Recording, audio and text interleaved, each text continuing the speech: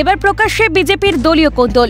নবনিযুক্ত বিজেপির জেলা সম্পাদক দুঃখীরানী মুদিকে অপসারণের দাবিতে দলীয় মণ্ডল কার্যালয়ে তালা লাগিয়ে বিক্ষোভ বিজেপি কর্মীদের। অবিলম্বে দুঃখীরানী মুদিকে পদচ্যুত না করলে সমস্ত সাংগঠনিক কাজকর্ম বন্ধ রাখার হুঁশিয়ারি দিয়েছেন তারা। বাঁকুড়ার রানীবাঁধ 2 নম্বর মণ্ডলের ঘটনা। তাদের অভিযোগ, দুঃখীরানী মুদি আগে বিজেপি করলেও 2021-এর বিধানসভা নির্বাচনে দল ধরাশায়ী হওয়ার পর তৃণমূলের পতাকা ধরে বিজয় মিছিলে অংশ নেন তিনি। তৃণমূলে যোগ দেওয়া সেই দুঃখীরানীকেই ফের বিজেপির জেলা সম্পাদক পদে বসানোয় ক্ষোভ উগরে দেন বিজেপি কর্মীরা। 2021-এ যে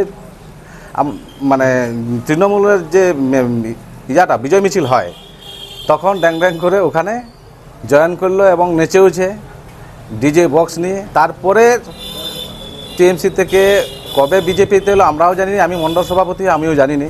আমার যদি এখানে মেজরিটি বা আমাদের না থাকে, ওই কর্মী না থাকে, আমার একা সভাপতি থেকে তো আমার লাভ নেই। আমার কর্মীরা যতক্ষণ না এই সুরাহা পাচ্ছে ততক্ষণ আমিও একা।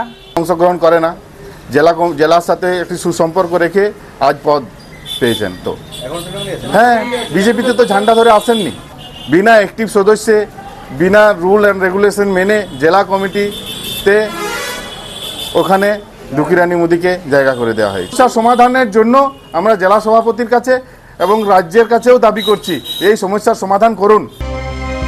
বিষয়টি তারা লিখিতভাবে জেলা নেতৃত্বকেও জানিয়েছেন বলে দাবি করেছেন বিক্ষোভকারীরা। থেকে শুরু করে রুদুলা থেকে শুরু করে সবারই একই দাবি, সভাপতির করছে আর কি, বহিষ্কার করছে, ততদিন পর্যন্ত আমাদের কর্মসূচি বন্ধ থাকবে।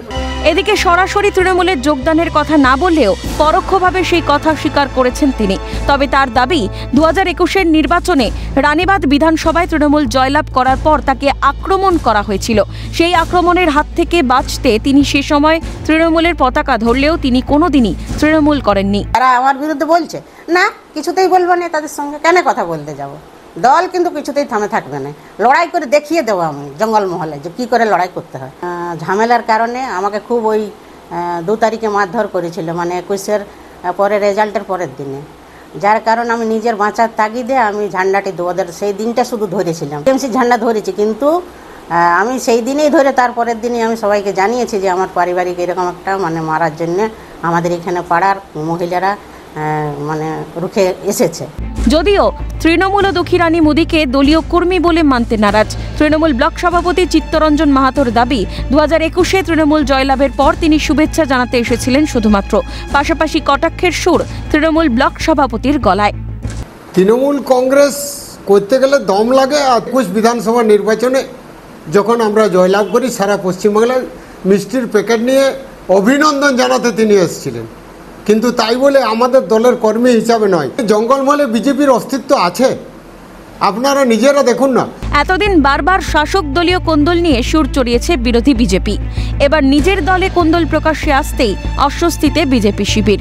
এই ঘটনা এখন কোন দিকে মোড় নেয় সেটাই দেখার। স্বরূপ রায়ের রিপোর্ট, ক্যালকাটা নিউজ।